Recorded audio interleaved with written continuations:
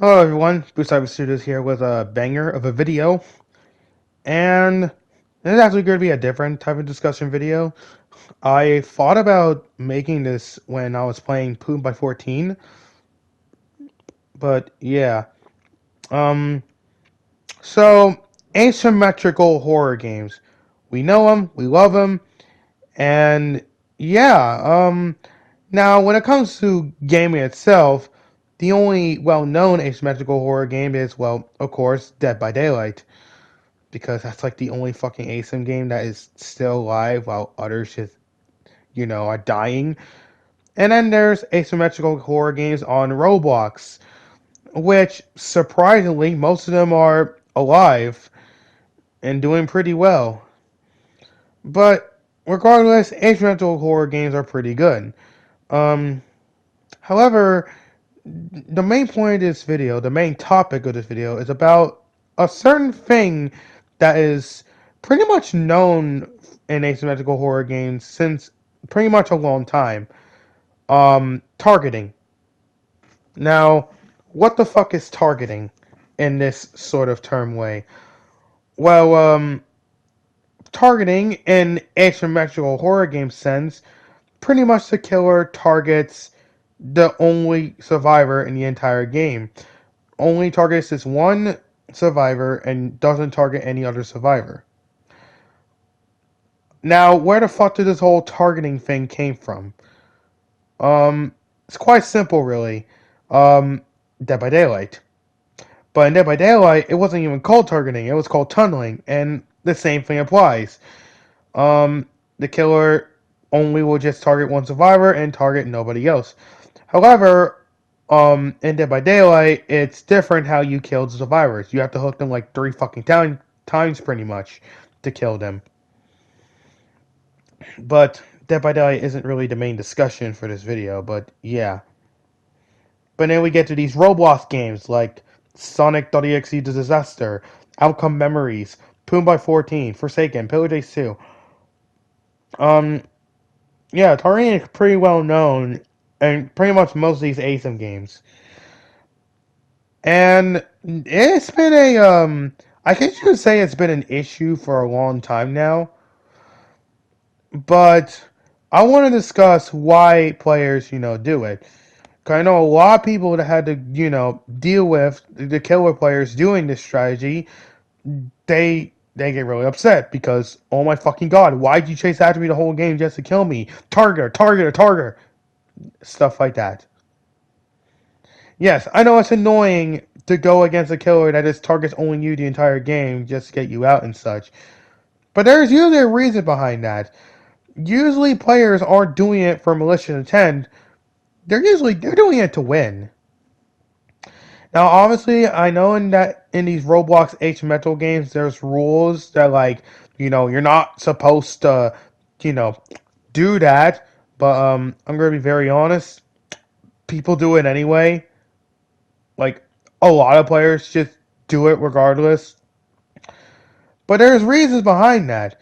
They don't usually do it. Well, I mean, okay, there are some players that do it for malicious intent, but that's like fucking rare. But most players usually do it for like other reasons. Usually they are trying to strategize to win. Or they're just doing it for simply other reasons. Like, the best example is a killer could be targeting that one specific survivor because that survivor is really good and they need to get them out of the game because if they get a good player out of the game, the match will be way easier for them to do so. Um, Another reason, Forsaken. Killers would target you because, like, say a cool kid targets you and not the 007 because they want to hear plead. Or a 1X targets you and not the Zeleskis because they want to hear creation of hatred. Something like that. Or there could be another reason. You want to versus your friend, so you just target your friend the entire match.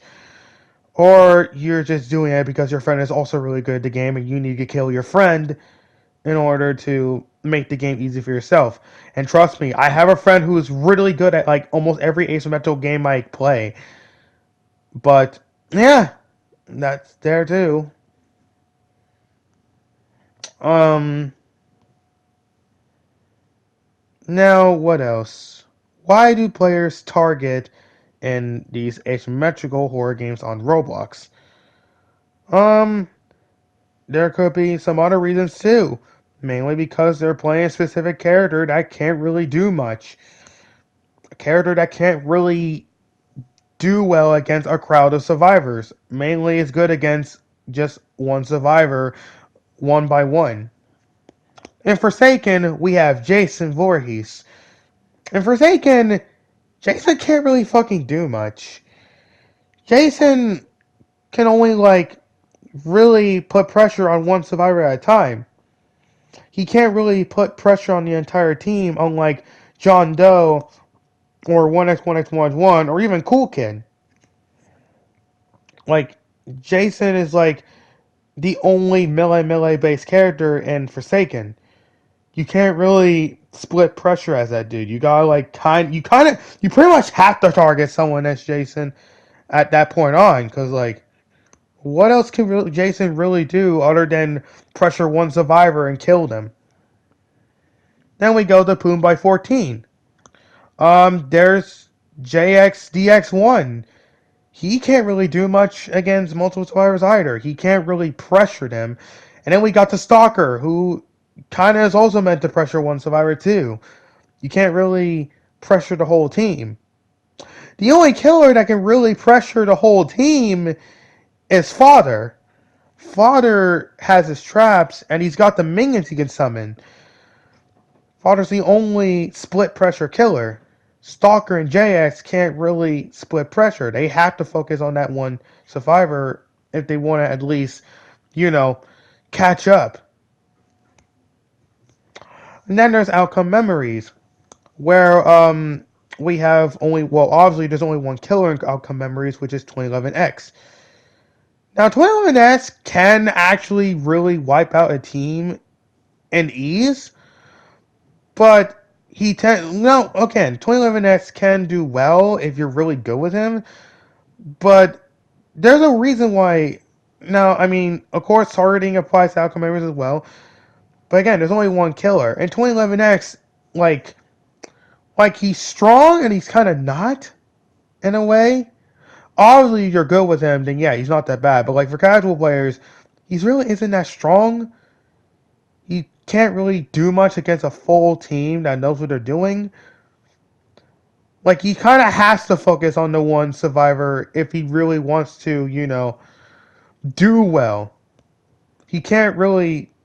I mean, he can kind of split pressure, but he really can't. And there's a reason why he has rage mode too, because survivors can easily kick 2011X's ass, which is why 2011X gets the rage mode eventually when the rage meter fills up. Again, 2011X players will definitely go out of their way to target specific survivors, um, like they'll target Eggman because Eggman is really good at last man standing, or they'll target Cream because Cream is the only support character, or they'll target Metal Sonic because Metal Sonic is really fucking annoying as hell. Oh yeah, I also forgot to mention this whole targeting nonsense. There's also another reason behind targeting. Because survivors are playing as certain survivors that are way too fucking strong. Let's go back to Forsaken for a sec. In Forsaken, there are some survivors that are absolutely fucking busted. Um, let's talk about supports. There's Taff, Elliot, Builderman, and Dusakar. The strongest support of them all is Elliot because he can throw pizza out, and when survivors make contact with the pizza, they heal a good amount of HP. If it's one Elliot, obviously if there's multiple Elliots, the heals do get nerfed a bit. But one Elliot is just enough to heal you a shit ton of health, which is why killers would target Elliots because Elliot is a really overpowered support. So you have to kind of get an Elliot out of the way if you want to have an easier match. Because if you don't, fodder with an alien at all, you're kind of fucked. Like, and you don't just have to worry about killing Elias as killer. You also gotta worry about the other supports too in Forsaken, like Build-A-Man or Taff or fucking Dusakar, because those guys can really do support the team well as well. Taff's got his traps, Dusakar's got his lightning beam and shield, and Build-A-Man's got his turrets and freaking dispenser. So in a sense, yeah, you pretty much have to get rid of the support characters. That's why killers target Dusakar. That's why they target Buildermans. That's why they target Alias. That's why any good killer player would target any support character. Now we get back to outcome memories, where there are certain characters. It's not just Cream. There are two other characters that are way too fucking strong in certain scenarios as well. Cream isn't just good for, staying away from danger and keeping your team healed up. We got Metal Sonic, who is really good at distracting the killer, like, he's really good at, stalling the killer and such. Not only can Metal Sonic, use Destructive Charge to just push the killer and slam into the wall to stun him for a good while, Metal Sonic is also good for, like, you know, lasting a long time, because he can heal himself, if you find a good spot at him, obviously.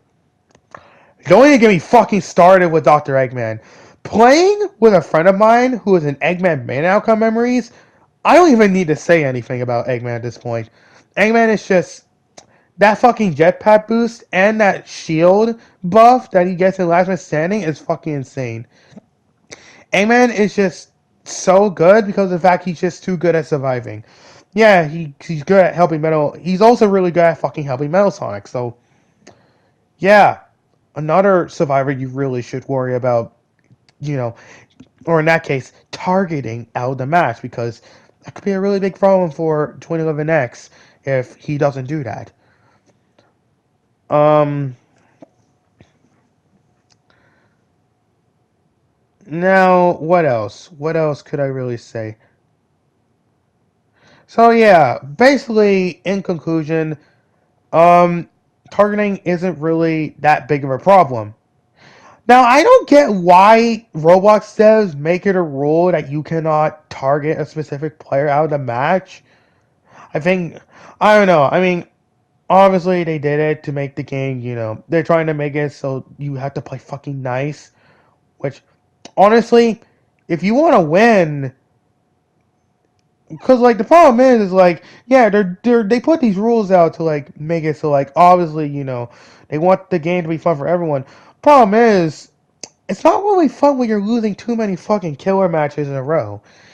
If you lost like one killer match, that's just whatever. But when you lost like 5 or 10 killer matches in a row, actually I think 5 or 4 or 3 is like the best fucking limit you have. If you lose like 3 or 5 killer matches in a row, yeah, it's not really fucking fun to play killer if that's really the fucking case. Again, there's a reason why killers do these strategies. They want to win. And when they don't win that many times, yeah, it's not fucking fun anymore, is it? Same can be said with Survivor, obviously. Like, let's be honest, there isn't really, like, you can't really fix that problem for both sides. It's impossible to really fix the targeting issue for both sides. Because the killer won't be able to have fun if they can't win because they're not strategizing to be able to win. And survivors won't be able to have fun either because, well, the killer is just physically targeting them just to get them out of the game because of, well, reasons. Because survivor is either playing a support character or playing as a good character overall, or they're just really, really, really good at the game. And yeah, the killer has to get them out if they want to make the game easier. The point is, you can't really fix targeting at all in any of these Asymm games. It's impossible. And again, yes, the rules are there, but let's be honest. Again, players do it anyway. So like, again, you can't really fix it. Players are going to target specific survivors to at least try to win. And I'm just going to be honest. The survivors they're going to have to suck it up. They are really going to have to suck it up. Like, yes, It's not fun to really go through that as a survivor. You're just gonna have to suck it up because it's bound to happen to you eventually. Like, it is bound to happen. It's gonna happen to you in any Asymm game you play. It happens to me in every Asymm game play. It happens to me in Dead by Daylight. Happens to me in Outcome Memories. Happens to me in Forsaken. Hell, it fucking happens to me in Blue by 14 as well. Like, it's gonna happen to you at some point in any Asymm game you play. Like, you're just gonna have to deal with it. Like, now, honestly, in my personal opinion, I don't really mind. I actually don't really mind getting targeted in any Asymm game because it's actually fun. You really think about it, targeting is actually pretty fun in most scenarios. Because when you really think about it, targeting in any Asymm game isn't even that bad. Not only is it actually fun to be chased by the killer for like that much of a long time, it also can help you improve of how you play the fucking game. It can help you improve of, how to play better as Survivor. It can help you improve, like, how to utilize correctly as Survivor. Targeting can actually help you get better at the game. It really does. Trust me. I had scenarios where I had killers target me through the entire match, trying to get me out. And I tend to win in those scenarios because it helps. It really helped me actually get better at chases and such. So, to everyone who really get upset because, oh my god, the killer fucking targeted me, it's not fun, chill the fuck out. It's not the end of the world if you just so happen to get killed too early in the game.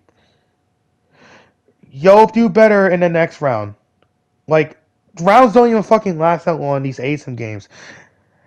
Like, Dead by Daylight, first off, you die in Dead by Daylight, you can just easily ready up, head back to the lobby, ready up, and boom, you're ready for the next match eventually. And those Roblox games, again, matches don't even last that long. They last for like, what, possibly like 5 minutes or so, or maybe less than 5 minutes. They don't even last that long. You'll do just fine. You'll do fine in the next game. But yeah, that's really what I was discussing in this video. I'm Boost Studios, and I'm out.